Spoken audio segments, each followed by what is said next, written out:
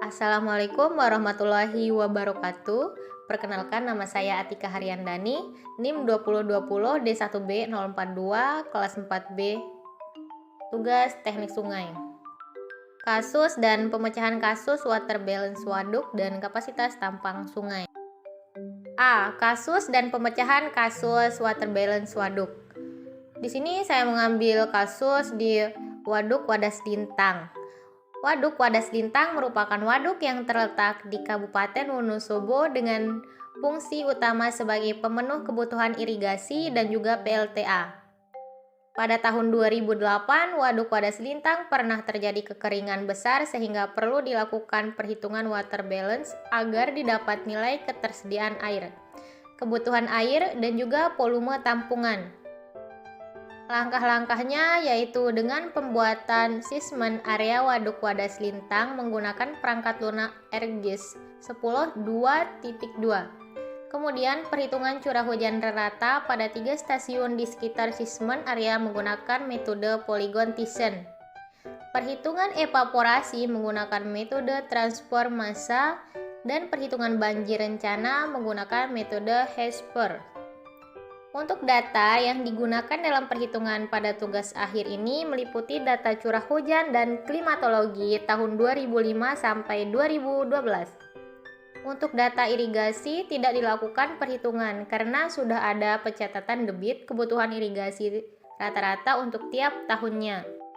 Berdasarkan perbandingan water balance, diperoleh kesimpulan bahwa pada return periode 1 tahun surplus air terjadi di bulan Januari, Februari, Maret, April, Mei, Juni, dan Desember 15 hari kedua. Sedangkan untuk tahun 2008, surplus air hanya terjadi di bulan Januari dan 15 hari pertama bulan Februari. Untuk tahun 2008 sendiri, penyebab terjadinya defisit air irigasi adalah karena kecilnya curah hujan yang terjadi pada tahun tersebut. B. Kasus dan pemecahan kasus kapasitas tampang sungai Das Miorebo di Desa Pasi Masjid, Kabupaten Aceh Barat. Peristiwa meluapnya air sungai yang disebabkan adanya peningkatan volume air di sungai disebut dengan banjir. Air sungai yang meluap dapat mengalir ke daratan baik ke daerah permukiman maupun ke daerah yang tidak ada permukiman. Salah satu desa yang tingkat rawannya banjir pada musim penghujan tiba di Kecamatan Miorebo adalah Desa Pasi Masjid. Desa ini hampir setiap tahun mengalami banjir. Jika durasi hujan dengan kapasitas yang tinggi dalam beberapa hari saja, air sudah merambat ke permukiman warga dengan ketinggian genangan mencapai 50-100 cm. Penyebab terjadinya banjir yaitu besarnya aliran permukaan atau aliran langsung, tanah mudah jenuh air, kurangnya daya serap air pada tanah, perubahan tata guna lahan yang signifikan, dan kapasitas tampang sungai tidak mampu menahan lagi intensitas curah hujan. Kapasitas tampang sungai di sini meliputi kedalaman sungai, lebar sungai, dan kemiringan tebing sungai. Data yang akan digunakan pada studi ini meliputi data primer dan data sekunder.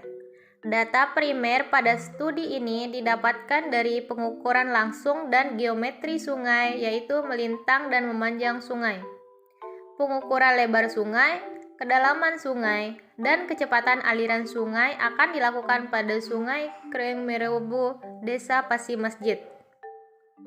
Adapun yang menjadi data sekunder untuk penelitian ini yaitu data curah hujan yang didapat dari Badan Meteorologi, Klimatologi, dan Geofisika atau BMKG, Cutnya Dien, Kabupaten Aceh Barat. Pada hasil perhitungan dan pembahasan meliputi curah hujan rencana, debit banjir rencana, karakteristik das, dan analisa kapasitas tampungan sungai dengan menggunakan software HECRAS 4.1. Didapatkan hasil sebagai berikut. Yang pertama, analisa hidrologi didapatkan nilai debit banjir pada periode ulang 2 tahun sebesar 607,77 meter kubik per sekon. 2. Kapasitas tampang sungai di Desa Pasi Masjid pada periode kala ulang 2 tahun tidak mampu menampung debit aliran. 3. Penampung melintang sungai di Desa Pesimasjid terjadi peluapan air jika ditinjau dari kedua sisi tebing sungai dengan menggunakan software Hekras. Keempat, pada sisi kiri dan kanan tebing sungai, kelebihan air terjadi setinggi 20 cm hingga 2 meter. Cukup sekian dan terima kasih pembahasan dari saya mengenai kasus dan pemecahan kasus water balance pada waduk dan kapasitas tampang sungai. Lebih dan kurangnya saya mohon maaf. See you next time. Assalamualaikum warahmatullahi wabarakatuh.